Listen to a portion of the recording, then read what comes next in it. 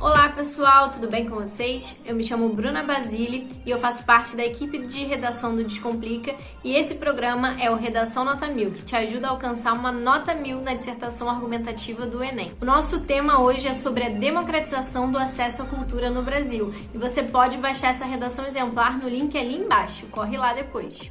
Não deixe de se inscrever aqui no canal do Descomplica, ativar o sininho para receber todas as notificações de vídeos novos aqui no canal. E não se esquece de seguir a gente nas nossas outras redes sociais, no Instagram, no Facebook, no Twitter, no Spotify e no TikTok.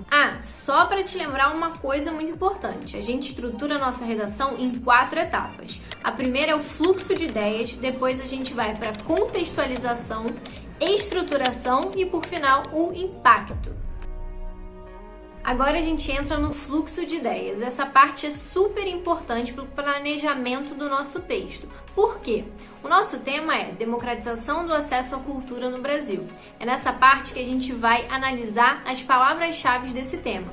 Primeiro, o que é democratizar? É a gente tornar um acesso igualitário aos meios culturais no Brasil. Será que todo mundo tem acesso à cultura? Será que todo mundo tem acesso a peças de teatro? Todo mundo tem acesso até mesmo à internet para conhecer diversas coisas? Ou também, se alguém já foi ao cinema, será que existem pessoas que ainda não foram ao cinema porque não tem na cidade?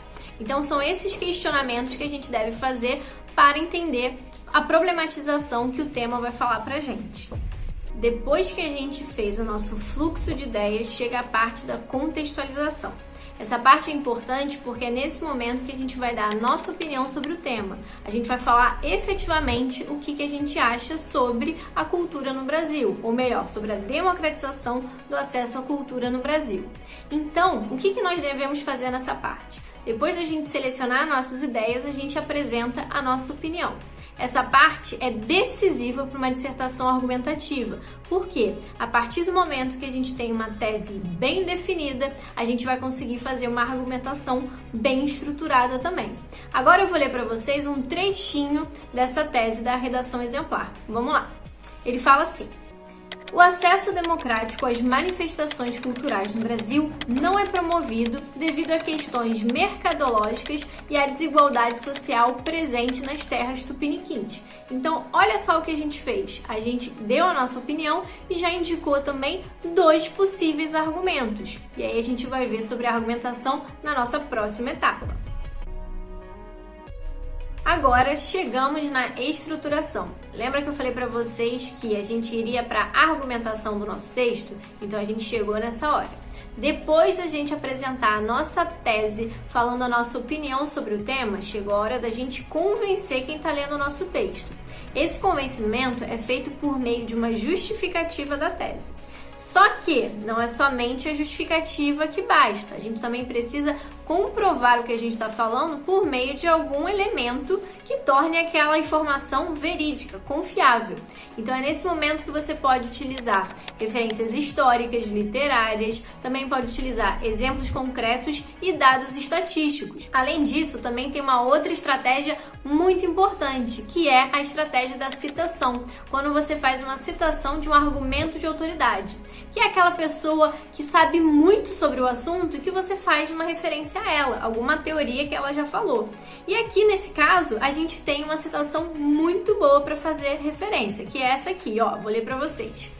Isso pode ser explicado a partir do conceito de indústria cultural dos sociólogos Adorno e Horkheimer, porque há uma seleção do que determinado cidadão pode participar, restringindo apenas o que é considerado cultura de massa. Entendeu o que a gente fez por aqui? A gente pegou essa frase desse autor e a gente está utilizando para comprovar um posicionamento. Esse posicionamento é de quê? De que nem todo mundo tem acesso aos mesmos tipos de atrações culturais. E aí, você gostou?